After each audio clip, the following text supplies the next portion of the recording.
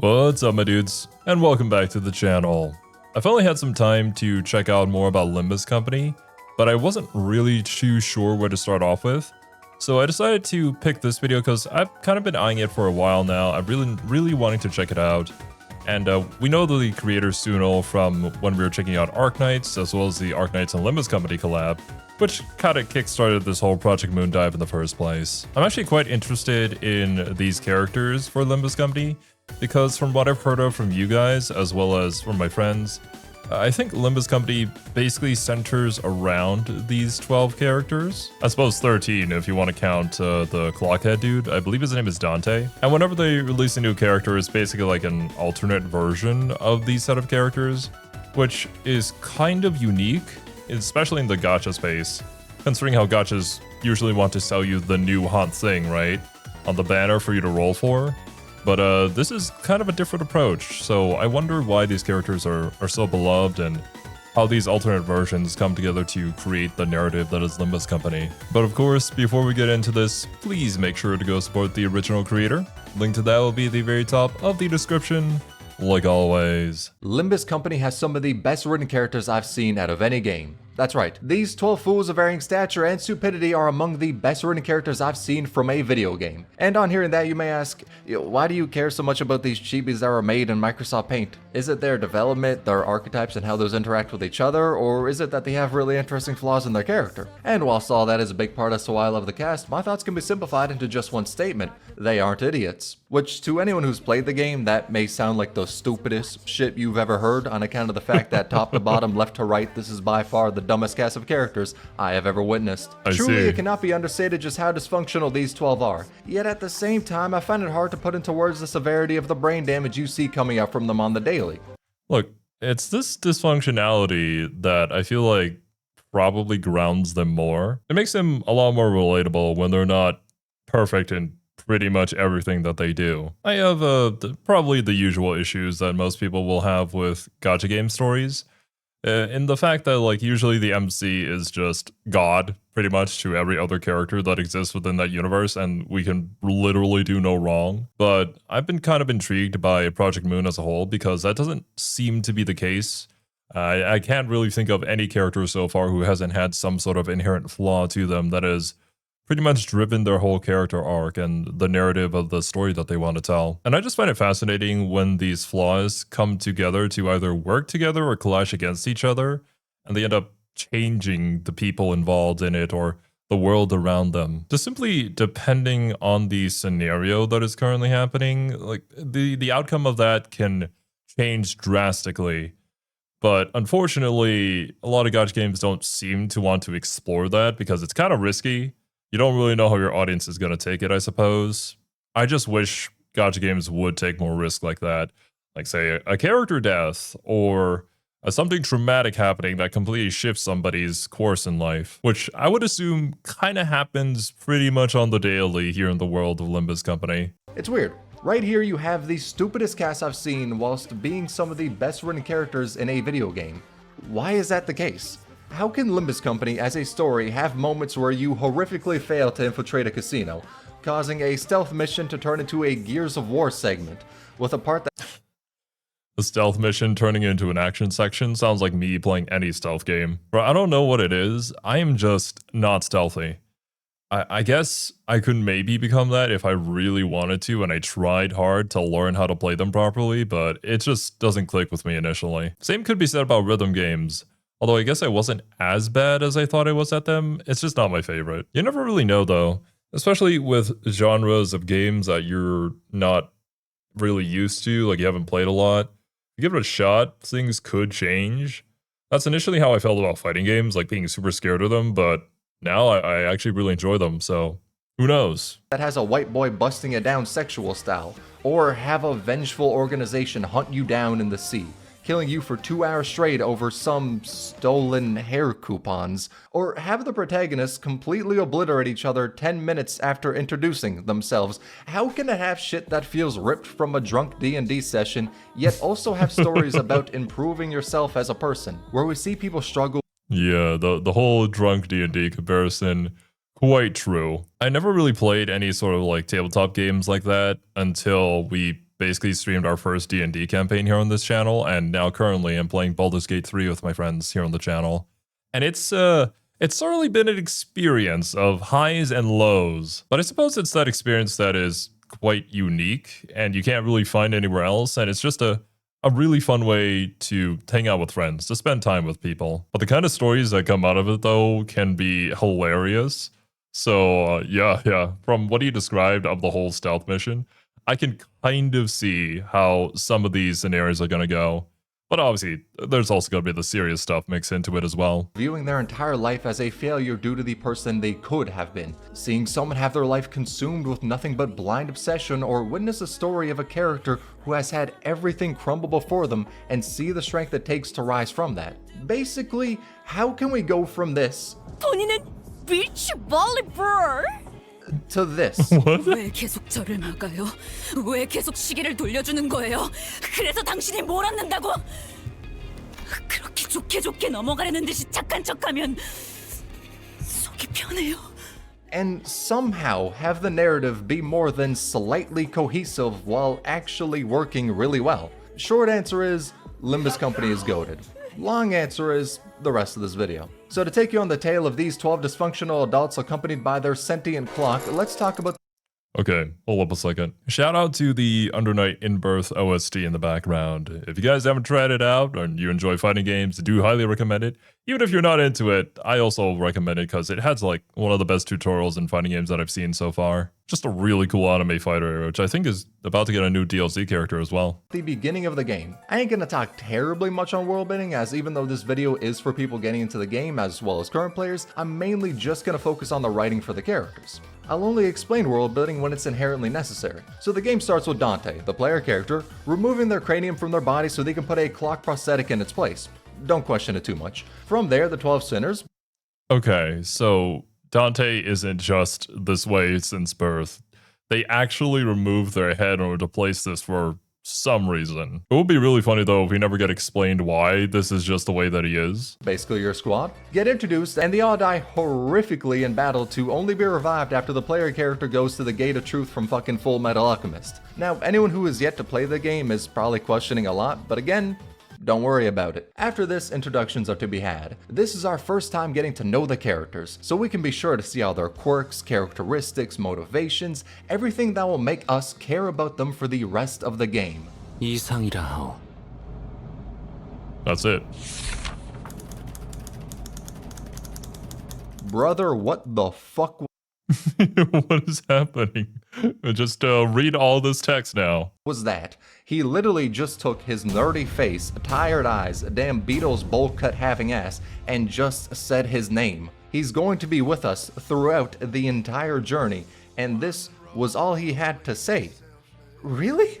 Well, what if I told you that despite the tragedy of his intro, which lasted roughly 20 frames in total, he is one of the most beloved characters in the entire game? I actually kind of appreciate that, not gonna lie. Because when you think about it, I think when you learn about somebody new or meet someone new, they're usually not gonna sit there and tell you their whole life story, right? That would be kind of weird and jarring, and it just feels like a whole narrative dump that will happen a lot in certain stories that aren't, well, maybe have a rocky start, maybe not the best written ever. It's a pretty common trap to fall into, to overly explain things to the audience without just letting them, live in your world and understand it for themselves. With an introduction like that, it just tells me as a viewer that this is going to be kind of different. This is going to be somebody that we're going to stick with and learn about over the course of the rest of the game, as opposed to right here and right now. It does give me a bit more confidence when going into a game when they try to do something like that. Or, of course, it could also be the flip side of we just don't explain about the characters or care about them, and they're probably just going to die off really soon anyway, so we're not going to bother. That could also happen. You never know. I know that sounds maybe a smidge strange at first, but his introduction shows a part of why I really like Limbus' writing. Because in a ton of games, when a character is introduced, it feels like we're out here just reading a damn job application. A character pulls up going like, I trained in sword fighting since I was an adult. I loved my family. The Demon Lord's army killed my town and family. I now A wish to classic. shove my sword up the Demon Lord's ass. And I'm just meant to care about this bitch? Like, this isn't a therapy session, brother. I just met you. Why do you think I give a shit about your family? This is a really good point. I don't care, right? I know that there is a traumatic moment happening, that there's a very sad and emotional thing happening to this character that they want me to care about in this moment. But like, bro, I don't care. You told me your entire life story when we met, and then this happened, and it's like, where was the process of learning to care about you? It's just the movie, the TV series, the game telling me that I should be caring right now instead of me actually feeling something about the character. And whatever piece of media that you're looking at, the difference is night and day when it comes to stuff like this. Because you can't fake these emotions, right? It really draws them out of you. And it becomes a memorable experience when things happen with these characters because you genuinely care. That's why till this day, it's been quite a few years since we played it, but I still vividly remember both Nier Replicant and Nier Automata because I cared about those characters a lot. And well, I'm not going to spoil it just in case, but shit goes down in those games. If you haven't played them, please do. But those become fond memories to look back on because of the emotion tied with the story. I'm not a writer, but I can imagine trying to achieve that level of writing would be quite difficult. How do you use these words that are conveyed through whatever medium that you're conveying them through to achieve that goal, to really bring out somebody's emotions, to connect with them? And then the hero has some moment of, oh my god, this is such a tragedy. Human life is sacred. How could those demons do this? Like we didn't just call a fucking meteor to decimate some simple bandits 4 minutes before this cutscene. When you introduce a character, Yeah, well, with the use of the Fire Emblem character, it just made me think of the introduction of Fire Emblem Engage, which I know quite a few people enjoyed. I'm not gonna rag on you guys or like your interest in the game, but it's just like, can we all agree that the whole thing that happens at the beginning of that game just really does not land? That is a perfect example of why do I care about this? you need to keep in mind one simple question. Does the audience realistically give a shit about this person? And the answer is, 9 times out of 10, God no, we really don't. So I Yeah. don't care to have an exposition dump about why I should give a damn about them. I'ma forget that shit like 10 minutes after. Make me Which is care. why I appreciate the story just introducing a character and going like, you know nothing about them right now. You couldn't care less about them. But give us time and we'll make you love them. That is a much more natural approach to a story rather than trying to list off reasons we should care about a random person we just met. And it takes confidence to be able to do that, especially because Limbus Company is a gacha game. So selling players on the characters is by far the most important thing for the longevity of a game in this genre. Like, these 12 are the only ones you'll be using in the entire game. So if you ain't sold on them, then players would just dip. And many games recognize this, especially gachas. So they try to shove any positive traits about a character down your throat the second you meet them. But Limbus is able to sell its audience on its world building and writing before anything. I think the issue with that too is that every single one does it. It's very risky to create a game. It costs a lot of money, it takes a lot of time, and the competition is super high. If your game doesn't land and it doesn't succeed immediately, also if you're getting funded by somebody else, some other company, they're probably going to cut you off if you don't meet profit margins. So it's very risky to try and innovate and do things that other people aren't doing. I get that, I know, but I really wish more developers had confidence in the thing that they were making, to trust in the audience to want to learn more about it because your product is genuinely good and it's not just a cash grab. Although, I suppose there are just genuine cash grabs out there. But like, the ones that aren't trying to be just a cash grab really shouldn't copy from the other ones that are a cash grab. It's insane. It's not desperately trying to make players love the characters. That'll come with time. And with saying that, you may think that even though in the early chapters we don't see much development happen for this cast of 12, then we'll surely see it happen in the later chapters. I mean, shit, the game's been out for a year with constant... Maybe constant's a bit of a hopeful term, but it's been out for a year with updates.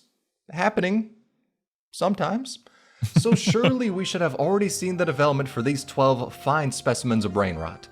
And the answer is, half of them are yet to be fully explored in any meaningful way. I'm not fucking with you. Half of these hoes' backstory, goals, wants are still unknown. I mean, we have a general idea of what their chapters will be like, because all of these sinners are based off of classic literature. Like Heathcliff is based off of Wuthering Heights, and in his canto we go to, you guessed it, Wuthering Heights. Ishmael is based off of Moby Dick, Meursault is based off The Stranger, which is some weird French book or something, and Sinclair is based off of the most homoerotic thing I have ever read, Damien. And because of this, we can take a guess at what these sinners' canto will be like. Also, yeah, this makes sense for Project Moon.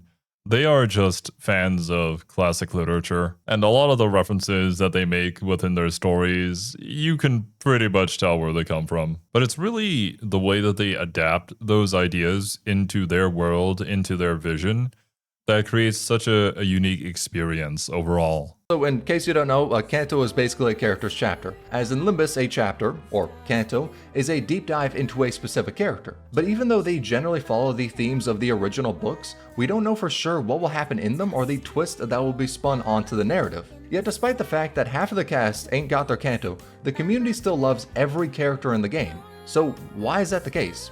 Why do we care about these characters before any huge development for them has happened? I can kind of see it from a perspective of the ones that we do already know about. I'm sure some of the ones that he listed have already received a canto, at least since the making of this video. But if that were me and I was like playing Limbus Company day one and the first canto or two cantos that we got were kind of good, I feel like I'd have a bit more confidence in wanting to see what the other cantos are about to be like. But I suppose there's definitely going to be more to that than just, yeah, this one has good writing, so I have confidence in it. There's many answers, but the main one to me is the characters don't feel restricted. Which I know sounds weird, but here's an example. Ryoshu.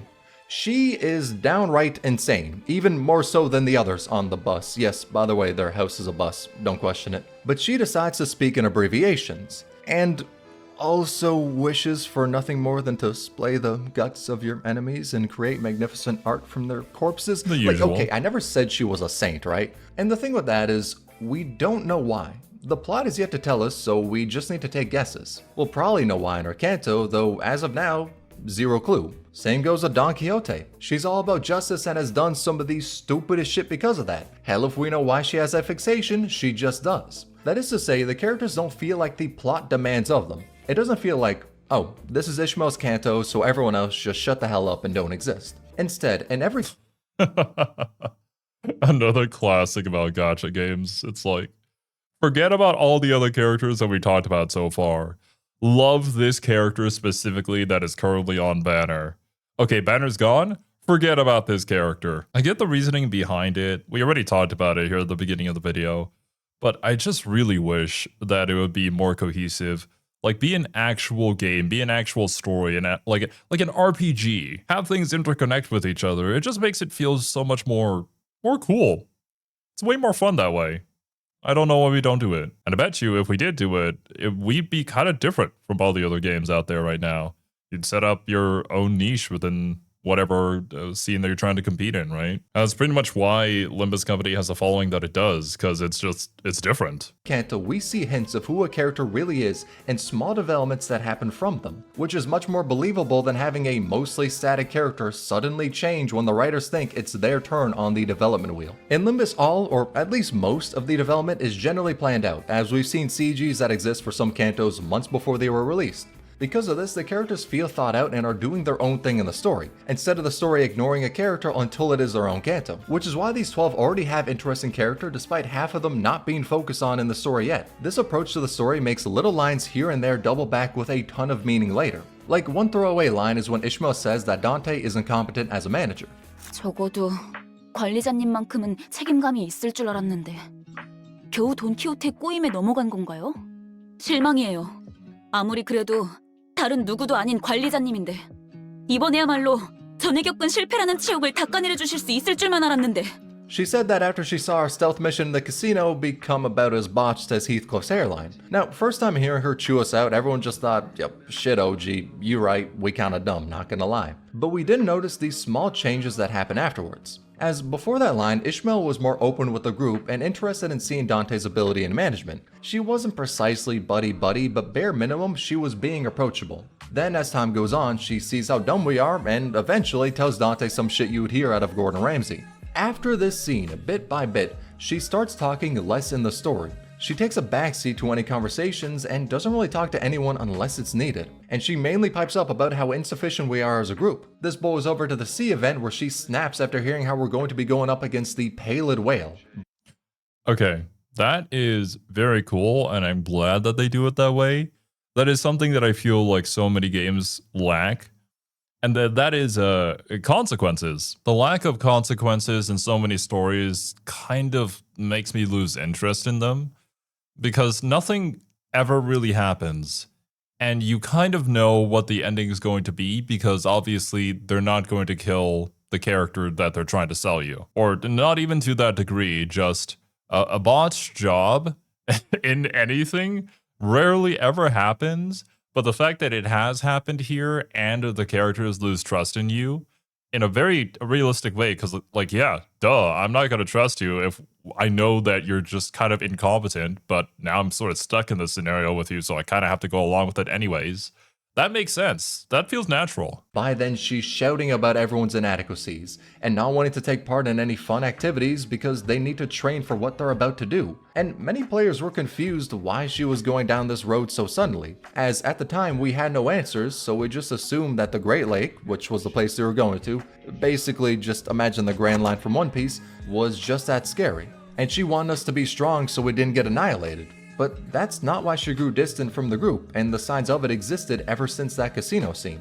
As she grew distant because she saw Dante's inadequacy to be a good leader and how the group was filled with lobotomites. The importance behind that was how she wanted a strong leader and group to help her kill the person she had a vendetta against, Ahab. And after she figured out how weak the group was during the casino heist, she knew that they wouldn't be able to really guide her and help her with her vendetta. Because of that, she started speaking less, as we wouldn't have really been useful in that goal of hers. But we never knew that was the reason why. The story never told us that until it was the right moment too. Months before this was revealed, we saw her get fed up with the group. Most just thought she was being a hard ass. Then we saw her speak less and just assumed that she was taking a backseat to the story. Maybe they couldn't write her in, who knows? But nah. It all existed to show the obsession she had with her goal, how that consumed every action in her life, which is the big overarching theme in her canto. And yeah, it just makes a whole lot of sense if that is her entire motivation.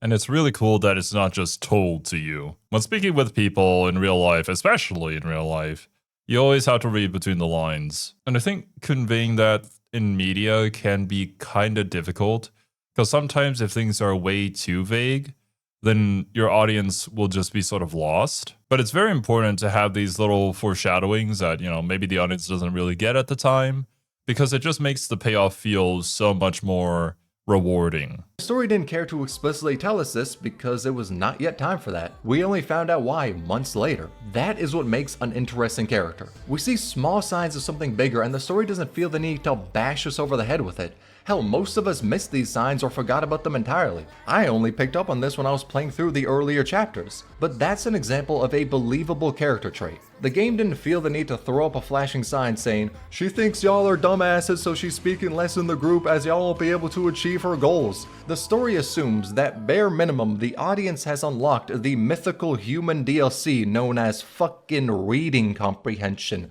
Now unfortunately, Unfortunately, you would think, but there are some pretty special people out there. And I can't even really say if it's like entirely their fault. I do feel like a lot of media nowadays is sort of created specifically with the idea of people aren't going to be paying attention to the story. They're probably on their phone. I believe that's actually a thing that, you know, whenever they create a new series or a movie, they do take into consideration. Or like there's specific series that are created with that sort of idea in mind. So they just shove everything into your face in case you weren't looking and you have to check back and remember, oh yeah, that's what happened when I wasn't here. But that also just kind of, I feel like it taints really great narratives, or it makes it impossible for them to shine properly because we don't really create them anymore. We just create small forms of entertainment for people to get them through the day. And I hesitate to call it art at that point. It's just really sad that this is what it's come to, but I also suppose this is kind of how we've shaped ourselves into. Hopefully, there are still going to be people out there, creators out there, creating genuinely moving narratives, actual works of art. A lot of people lack that shit, ain't gonna lie. But I appreciate a story that treats the viewers like adults. An example of the opposite would be Genshin Impact, where if a character shows a tiny sign of something greater, Paimon feels the need to rupture our eardrum in explanation of that fact. They've been doing it less, but the story is filled with moments where something happens and instead of letting the player think about why a character is doing that in particular, we just hear Paimon rattling off about it. Deadass like Dora the Explorer levels of explanation to the player. Homie, just shut the hell up and let me think for once. I don't like when the writing feels they need to explicitly explain in detail everything. Goddamn, treat the player like we have some neurons left. It feels natural that way.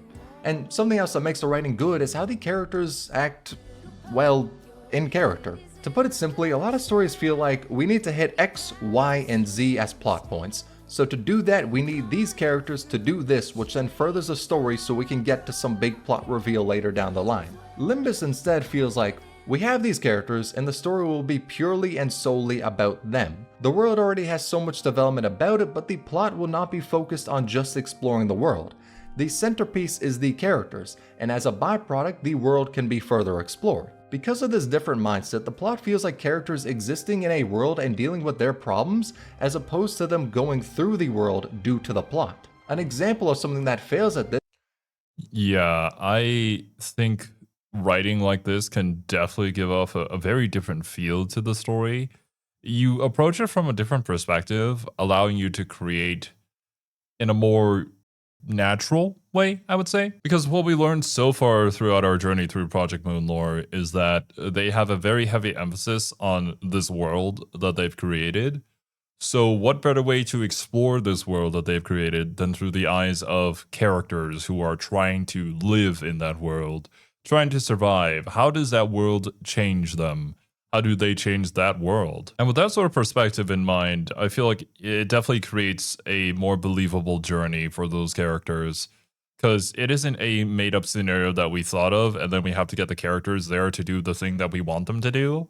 It's these characters who have been affected by the so-and-so things in their backstory, and so these are the decisions that they made, thus leading to these consequences. This is Wuthering Waves, which, whilst I really love the game and have been farming it full time, the writing is about as complex as a 2D Rubik's Cube, but brother, it's kind of ass. And it really feels like a game that has characters just move you, the player, through the plot. Like, you wake up and these motherfuckers are already glazing you frame one. They treat you amazingly, have you go off with them to the city, protecting you the best they can along the way. We don't see anything remotely interesting come from them. We can see their character traits. I mean, at the beginning it shows Achisha is very animated. But you really mean to tell me someone pops up out of nowhere and all of a sudden everyone treats them like God and for whatever reason is willing to immediately send them into combat to save their friend? Like, motherfucker, I'm an amnesiac. Why are you sending me to fight a monster? It makes sense gameplay-wise as it sets up a tutorial for the player, but character-wise, why would she have faith in us being able to whip some ass after being unconscious for who knows how long, whilst we can't even remember our name? Lest we even talk about how after fighting this demon that looks ripped straight from Elden Ring, Chisha cares more about our health more than, I don't know, her damn friend for who knows how many years that was also fighting that roided out skeleton? Who acts like this? Why are you more concerned with the person you met 5 minutes ago? Then after that, all they do is just spout out information about the world and bring you to whatever place you specifically need to go to. Yeah, okay. If we're gonna get into the whole move on conversation, I think it's gotten much better ever since the 1.0 launch, at least from what I've heard, because I have not been keeping up with it at all, to be honest. But yeah, I think people who enjoy WUWA, even now, would probably agree that 1.0 is its kind of lowest point ever.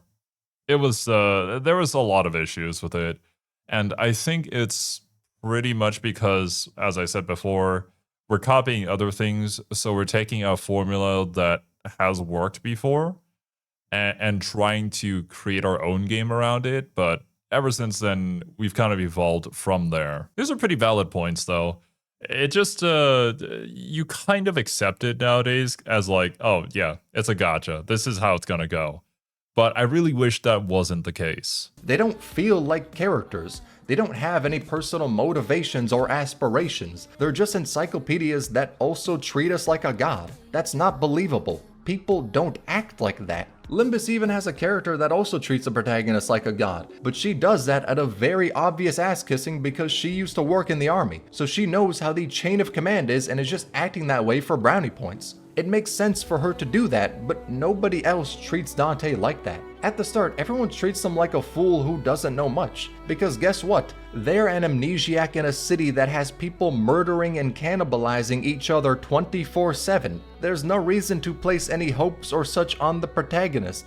Aside from their revival ability, they're a liability. So by having characters that are distant, they feel much more believable than a cast that feels specifically engineered to treat the protagonist like a messiah. What actually feels believable is what happened in CBT1, where after the rover just magically absorbed the strong-ass roided Skeletor, Chisha thought the rover was a threat and pointed a Glock at him. That makes more sense when you look at a world that is currently in a war against monsters and, out of nowhere, this random stranger just absorbs the strongest one y'all have ever seen. That is actually really cool. I didn't know that happened in CBT1. Yeah, I agree. That would have been way more interesting. And a lot more believable, too, of an introduction to the Rover's character. I mean, this is also part of the reason why I like Arknights a lot, is that the Doctor, he has both his good and bad traits to him. And not every single character in the game likes you, or praises you, or glazes you all the time. There are just downright some characters that hate you for very valid and good reasons. Just having that mixture to it makes it so much more interesting than getting glazed all the time, which I think unfortunately is kind of happening in Enfield. I really hope they change the direction of the story a little bit, but we'll see how it goes. Probably early growing pains, at least I would hope. As a side note though, not really the biggest fan of talking down on another piece of media in order to lift up a different piece of media. But I guess what Zuno's trying to do here is more so give examples of what he wants to talk about and how it differs from other games. So in that aspect, I can see it. But yeah, it is just like the most direct way to emphasize what you're talking about when you can have examples within the same genre to literally showcase. You should be concerned. Why are they able to do that? They should be considered a threat, not immediately asked, after absorbing something that was whooping our ass, if they can grill those monsters and eat them. Like, what the hell is that? That's why the characters in Wuthering Waves don't feel very natural. They exist to just further the plot, help the rover, and explain damn near everything to them. The plot demands that the player gets this done, so a character will be the one to help with that, instead of the plot feeling like the characters are naturally moving through it to progress the story. Meanwhile, let's look at how Kanto 3 handles its plot and characters. So, Virgilius brings up how we're going to the nest of K-Corp. From that, Sinclair shows a lot of worry, to the point of throwing up, and we don't know why. He isn't telling us anything. Then we try to get past the security checkpoint of K-Corp, and because Dawn saw injustice happening, she decided to intervene in what the security was doing at the checkpoint. From everything we saw for her character in the past, that action makes sense. From there, since we now pissed off the security of an incredibly strong nest, we proceed to have the sinners killed over and over because one of them was a dumbass and did something that is entirely in character. Now after that ass whooping, we move on, and Virgilius then gives Dawn an ass whooping only a disappointed parent could really dish out, cause she did some dumb shit. That dumb shit, in line with her character, it makes sense. That ass whooping, in line with his character, that makes sense. Then, Sinclair shows even more worry when he realizes that we're going to his old town. Again, doesn't tell us why. Gets terrified when he hears Cromer speak. Doesn't tell us why. He eventually says the basics of what N-Corp has done, but he doesn't dig deep into his past and why he's scared of them. He doesn't whip out a damn PowerPoint presentation onto why they're raging assholes. We only see why he feels that way when his memories are forcibly displayed, which shows that the reason behind him not saying anything is because of the guilt he has for his past, which was that when he was in school, he let Cromer into his world. Afterwards, she led a group to kill his family because they wore prosthetics, and N-Corp, of which she's a part of, hates anyone who wears them. Now, if he didn't show Cromer where he lived, then his family would have had a better chance of, surviving, not being murdered. Yeah. So it makes sense that he never brought anything up about his past until it was forcibly said, as the guilt was holding him back. I mean, it's not really something you would want to talk about, is it? Like, hey, by the way, she murdered my family in a very horrible and mean way. I feel incredibly guilty about it, which is why I didn't mention it up till now. That isn't really how things would go, would it? Human beings are more complex, and we're not exactly going to be an open book about things. Well, at least not everybody. There are a couple of people who are. All of these actions are in line with the characters and their motives. Dawn is a dumbass. She will do dumb shit. Virgilius is a guide. He will guide. Sinclair is consumed by guilt. He's not gonna spout his past off to anyone with an ear just cause it relates to the plot. Then let's look back at Wuthering Waves. The scene is that you are about to fight essentially the commander of the enemy army that is currently leading a siege against the city you're now a part of. On your team, you have yourself, the person who's treated you like a god since frame 1, and the literal commander of the entire city's army who has been fighting this battle in the north for a long-ass time. Now, ahead is the enemy commander. Behind is some fodder that is closing in on you. What currently makes sense for these characters to do? Have the commander with years of battle experience push on and fight the enemy commander, which when they die will take out all the enemy forces. Or maybe have everyone deal with the fodder and when an opening appears, go off to fight the enemy boss. Or does it make more sense for the commander of the army, by far the person with the most experience, to then sit in the back and deal with the fodder as he sends off the person with amnesia and some mega simp to fight this fucking Dark Souls boss? You guessed correctly.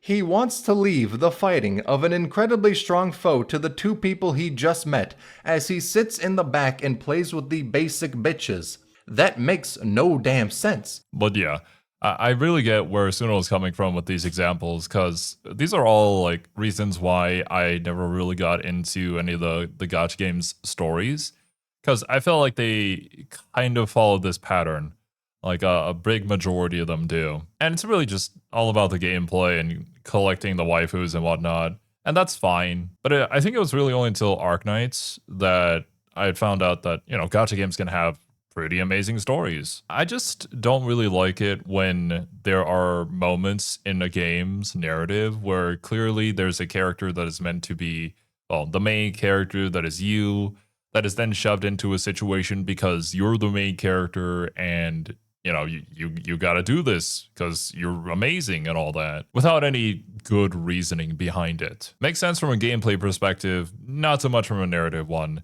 And when the two don't really join up together, I feel like it's quite noticeable. But I do think sometimes it may be better to turn off the more analytical side of your brain and just enjoy it for what it is and what it's trying to do. But I can certainly understand how, for a lot of people, you can't really do that.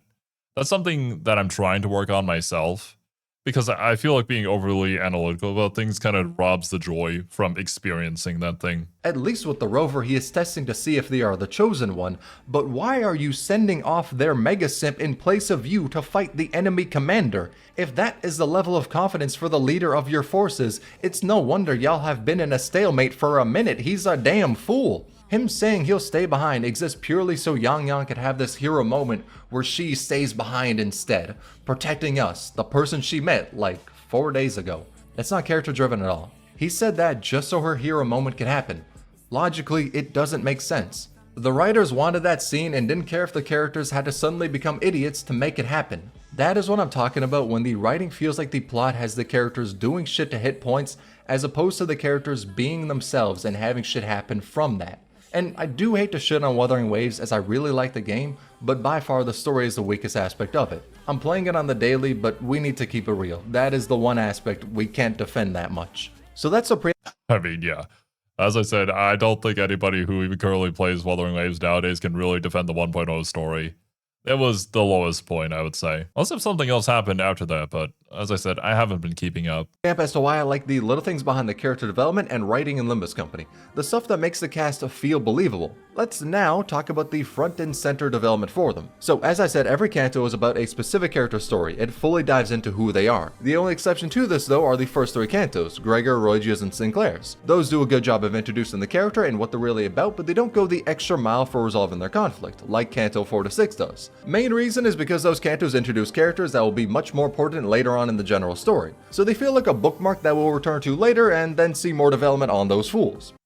Well, the introductory chapters have the job of introducing characters to set up further plot lines down the line, so they're not going to be able to heavily focus on a singular thing. That just makes sense. There needs to be some sort of payoff later on, but you also need the setup for that payoff to really land, for it to work. And also the fact that they were released chapters doesn't do much to help them lengthwise, as I'm pretty sure Canto 6 is larger than the first three put together. But to drive home why I really love the characters, I'm going to talk about Canto 4 and 5, as those are the prime examples of what Project Moon looks to write throughout all of their works. Now, since this video is meant for people interested in the game and for current players, when I go into spoilers, I will explicitly mark it out. Though when it comes to Limbus Company storytelling, there is a lot to unpack. There's a city that has all these different districts which have some insane technology in each of them, like the ability to regenerate your body instantly or teleport to other dimensions and even repackage and use time. With that district also taking away color from everything as well, because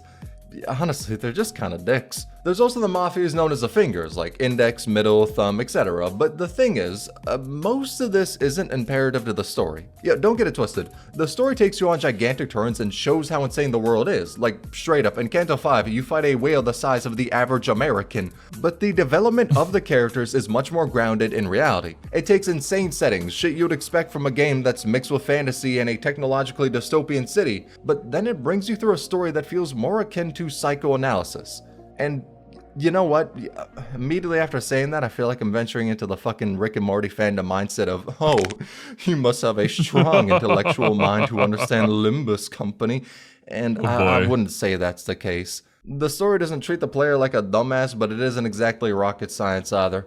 So I don't mean psychoanalysis as you'll need a damn PhD to decipher this. I mean to say it talks about the problems a lot of people face on the daily, and then talks about how to overcome those problems or how to deal with them. For example, let's take Canto 4. It talks about Yi Song's past and how regret changed him and his companions. It starts by telling us why he decided to make technology in the first place, what drove him as an engineer, with him making it apparent that he doesn't really care about money or fame. I mean, fuck, in the cook-off event, he literally wants to eat a rotten potato. Nobody was forcing him, by the way, I want to make that clear. This was a conscious effort wanting to consume that whilst people were actively cooking food that, whilst being known throughout all definitions as unbearable ass, was at least not poisonous. So he doesn't give a shit about raking in the cash to drop by Gordon Ramsay's place. This motherfucker would be satisfied from the food he finds in a trash can. The only thing that matters to him is the League of Nine, which was a group made by his friends, and all they did was just make technology, and Yi Song was fine with that. He didn't even care about making some bread from his technology. Hell, he even offered to donate his money to the League when they were in a pinch. Then, as time passed in the group, Yi Song noticed little fights being formed between the members, due to a clash in ideologies. But because he had always lived his life in a very meek and slantwise way, he never held the confidence to help resolve these conflicts. He just let them be. Then later T-Corp, which is the name of the wing they were in, decided to ransack the League for the technology they made because it was unregistered. Due to this, the group split up, and a gap between the members was further wedged after it became apparent that one of them informed T-Corp about what the League was doing.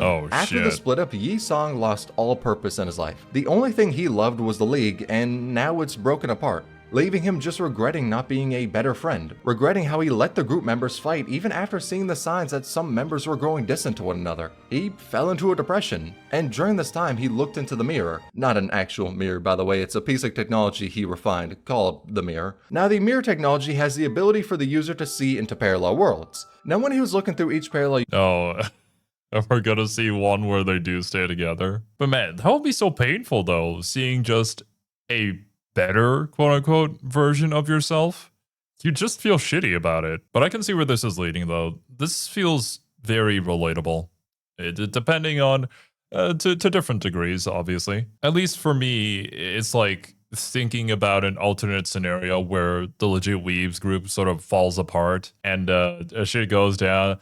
There are a few moments that I can think of where that could have potentially happened.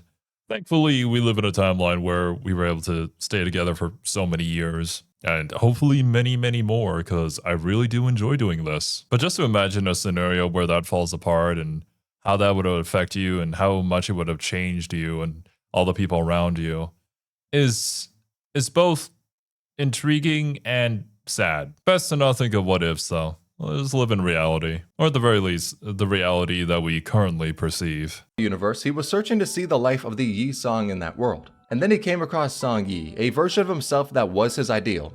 Basically, imagine seeing the best version of yourself. Literally the you if you didn't make mistakes. If you got straight A's, worked out daily, was a prodigy. Imagine the best person you could be. That was Song Yi. And he was able to interact with him. Due to this, his depression only furthered. Think about it like this. He was at the lowest point in his life, shackled down by his regret for not doing anything to stop the league from falling apart. He basically had his life crumble and was blaming himself for all of it.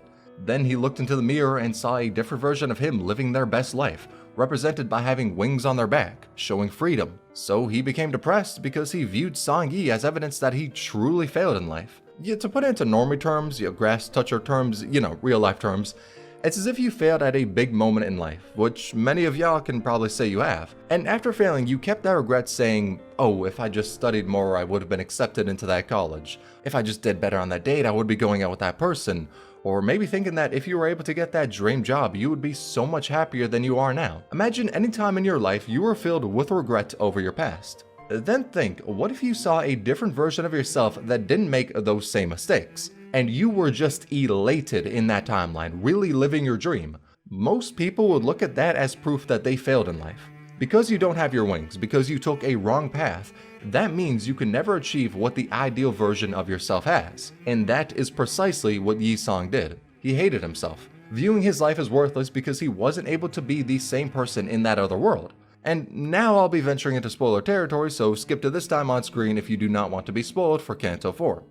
But as the story progresses, Yi Song looks through his life and his conversations with Song Yi, and very slowly comes to the realization that even if he doesn't have his wings, even though he's failed in life, seeing a version of himself with the wings doesn't mean that he can no longer get them, that his past failures have ruined his life. He comes to understand that because a version of him has the wings, that means he is able to get them. He may not be the person in the mirror, but they are a reflection of himself, so those wings, despite him not having them, just seeing them means he has the ability to gain them. Hey, introspection, change of perspective. It's gonna happen quite a few times throughout a person's life. And I don't know about you guys, but I'm 25 years old and I still don't know what the fuck's going on. It is crazy and the world is really weird. Hopefully we'll survive and get through it. I guess we'll see. But all you can really do during that time is try to act like an adult and get through whatever new shit comes your way. Both exciting and terrifying at the same time. But I suppose that's the nature of the future.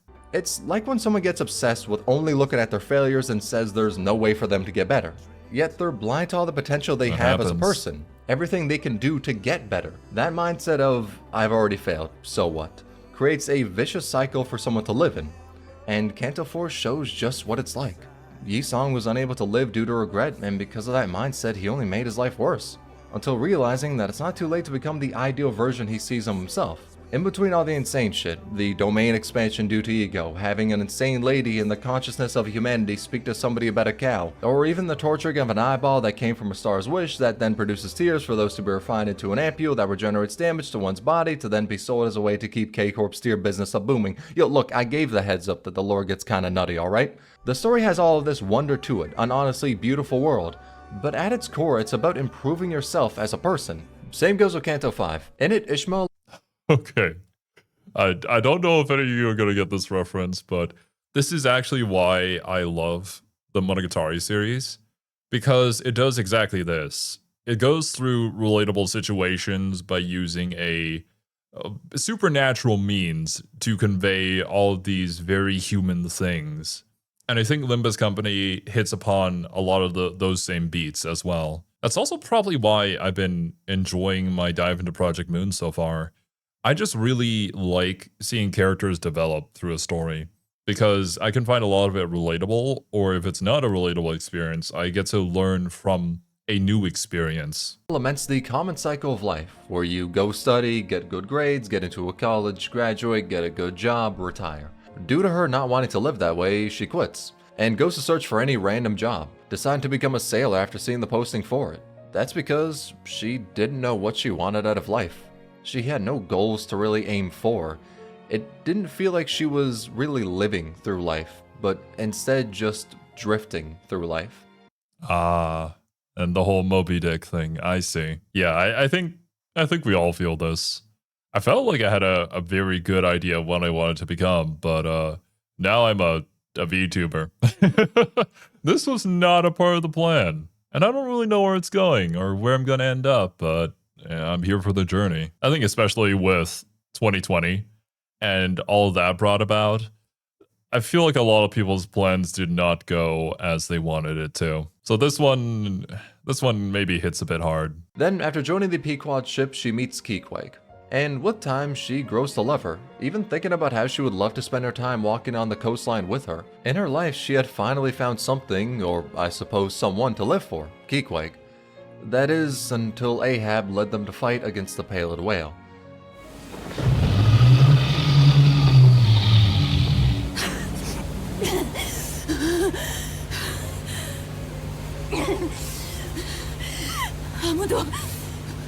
아무도 없어요. 아무나!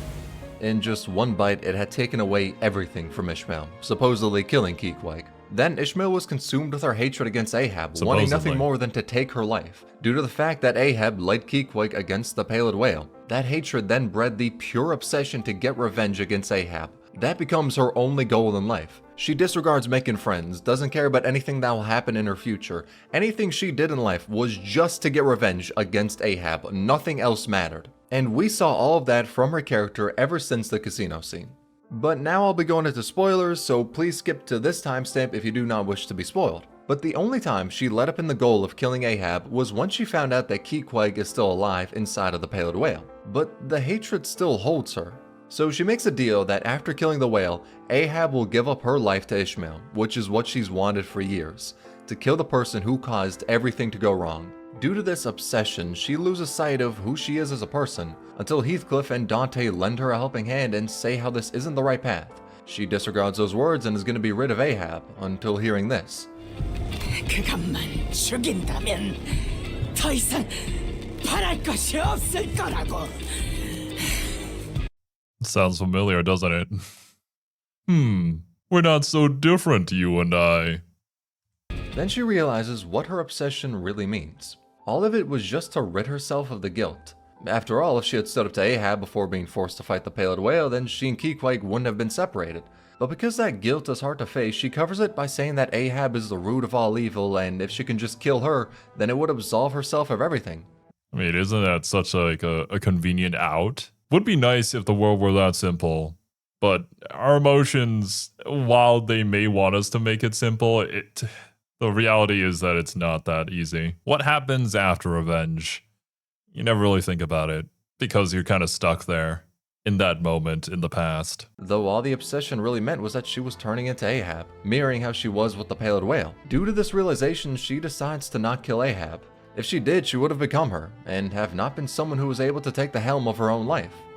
So she spares her, in the process taking the first step as her own person, not being told or commanded, and instead following her own compass, saying that her actions in the past cannot simply be wiped away or justified. After all, she's responsible for them. Though instead of being consumed by her hate, only being left hollow because of it, she is instead going to take a different road, in which she bears the responsibility of what she did in life and takes that guilt to become someone who will make their own choice.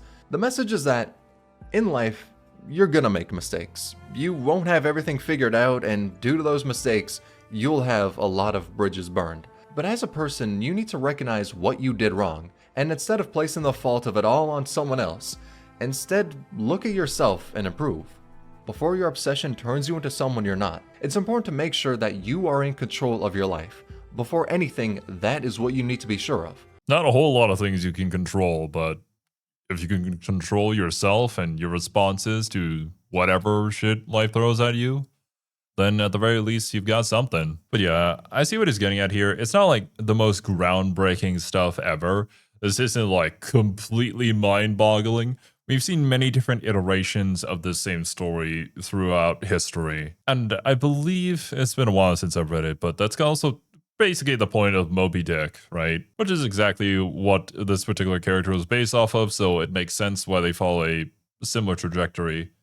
But regardless though, it's really the presentation of it and the experience of going through that story in a different and new perspective that can make the experience that maybe we've seen before, maybe we've experienced it before, but it still feels rewarding to go through it. Sometimes in life, you just need a reminder on these things. You can forget about them and you can kind of get lost.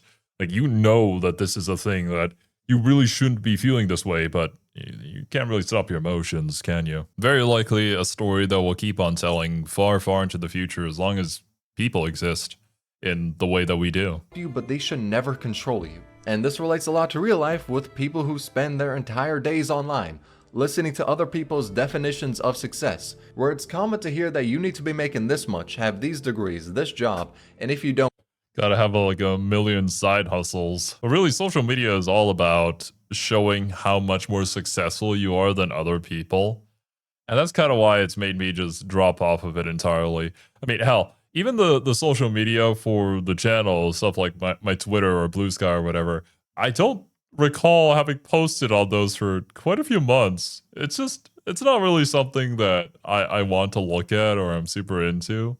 Even though I'm a content creator, I should be doing that. But I think it's just much healthier and much better for you in the long term to focus on you and how you are, your health, and just enjoying life, you know, being happy. At least to me, I think it's only when I'm sort of in that state where I feel much better to share my experiences with people, or you're in a state where you can be genuinely interested in something and want to learn more about it without all these like views and whatnot sort of clouding your judgment and make you act in certain ways that would be not typical for you as a person. But like, you gotta do it because that's what gets the views and that's what gets the money, and that is what is going to shape you into the person that you're going to be to make more money. Those kind of people are not in control of their ship.